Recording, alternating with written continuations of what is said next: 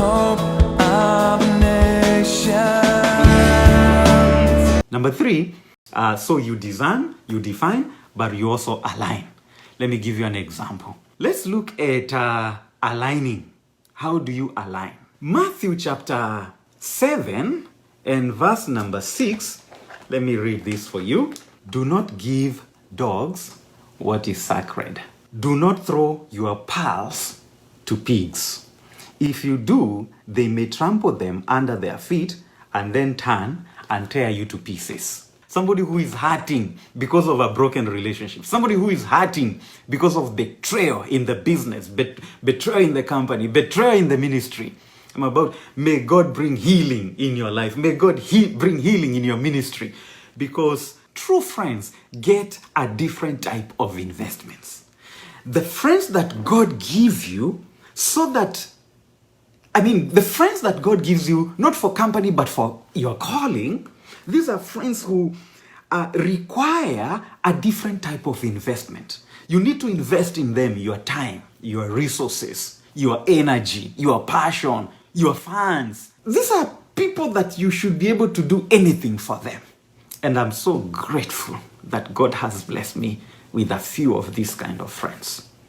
You know, people that even now, as I minister to you, they are ministering to us. So you have to discern who they are so that you make the investment there.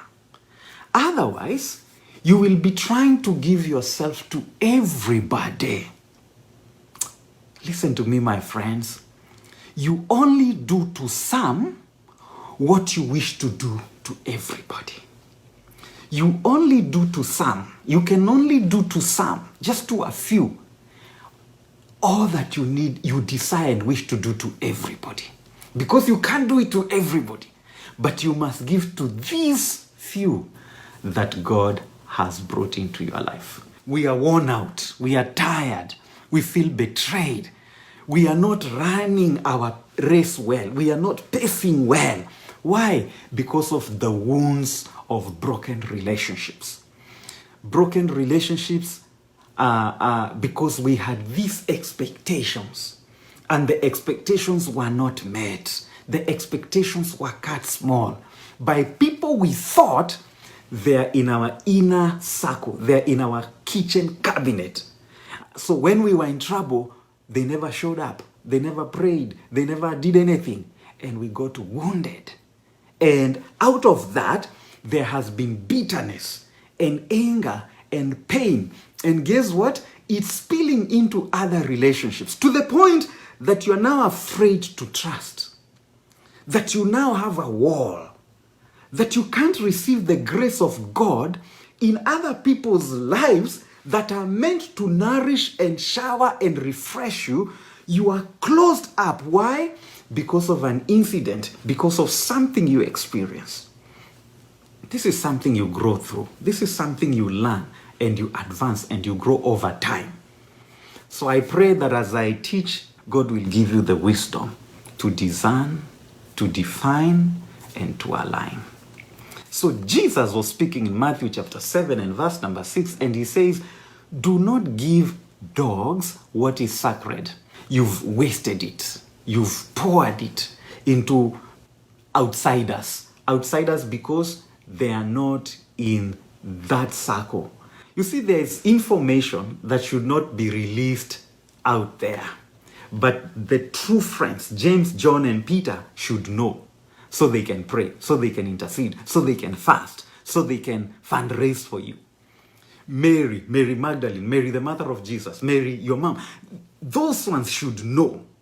But the 500, the crowd, there are things they should not know. You only do for some what you wish to do for everybody. Otherwise, you will be spreading yourself too wide and too thin and make no impact in anyone's life. Number one, we've said relationships are not about company, they're about your calling. Number two, we've said you never go as far as your dreams. You only go as far as your relationships. We've said number three, we evolve into who we are around. In other words, we become the people who hang about us.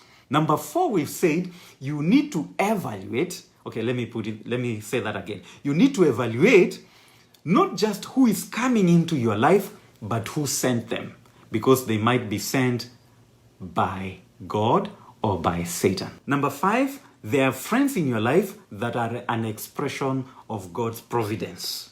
God sent them, you must see. God released them, you must recognize them. God assigns, and you must align. Everyone is to be loved biblically. To love biblically is to love without prejudice. Is to love being showing prejudice of race or color or education or status or gender. You just love people because that's what God instructs. We are to owe nobody nothing except love. We are to love everybody. We are to embrace people created in the image of God. We are to freely love. So, love people biblically. Number 2, you value people equally, meaning you value them in the eyes of God regardless of their age, their gender, their class, their accomplishments. You value them as human beings, that they carry and they bear the image of God. So when we say treat people differently, we are talking about access. Not everybody in your circle, not the whole crowd, should access intimate issues that you're struggling with your spouse, or that you're going through as a family, or that the marriage is experiencing. No, it's not for everybody. That's what I mean. You love people biblically. You value people equally, but you treat them differently in the sense you measure. Who do you give access to who? People can come to your house, a whole crowd. They can stay outside in the yard. They can stay outside in the compound. Okay? Then there are those who come in and they sit in the living room and they will not go anywhere other than the bathroom. Then there are those who come, they're your friends, they visit all the time. Those ones, they come and even go to the kitchen, they start making tea, they start doing dishes, they feed your children, you leave your children with them when you're traveling. Those are the people who should access your emotions. Otherwise, you go sharing your emotions, you go sharing everything with everybody in the crowd, and then they publish it in a special magazine. And then you learn it 3 days after. And then you are hurt, and you are wounded, and you're incapacitated. You don't go as far as your dreams. You only go as far as your relationships. You can have major falls, but you have buddies who walk with you through your anger issue. They walk with you through your drinking habits. They walk with you even through your suicidal tendency. They walk with you through your depression. They are special friends that have been given by God to you, not for company, but for the sake of your purpose, the sake of your calling. And so you need to discern who are these, so that when you're in your good shape, you invest in them, you pour into them. Because guess what? If your child is arrested out there, these are the people who will leave the office, because nobody can find you. But they will leave the office, they leave everything and go to the police and stand on your behalf to argue and even pay bond for the sake of your child. These are the people, when issues are emerging about your husband, these are the people who will protect and put a shield. Character is very important. Why? Because the character of your friends is very crucial. Their character becomes your crisis. Just like your character becomes their crisis. What am I saying? If you have a friend with a crooked character, sooner or later they will have a crisis. And that crisis will be your crisis.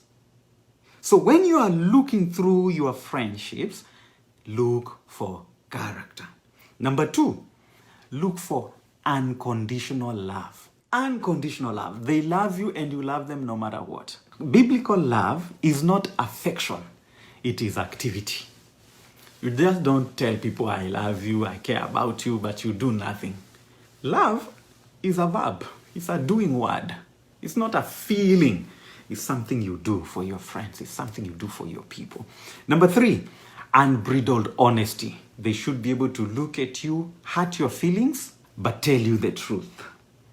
You should have friends who would rather hurt your feelings rather than see yourself hurting yourself or hurting your life. You need to look for unmovable reliability. They are reliable. They are unshakable in their commitment to you.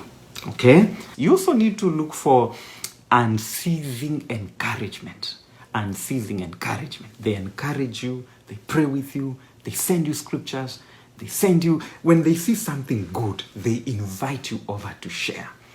So you open your eyes, you open your heart to listen carefully, because the Holy Spirit will speak through your heart. So open your heart and listen. The Spirit always speaks through your heart. And then number 3, open your ears. Many times, people's mouths report their heart. So open your ears carefully and listen. And listen in between. I taught you communication. So listen keenly.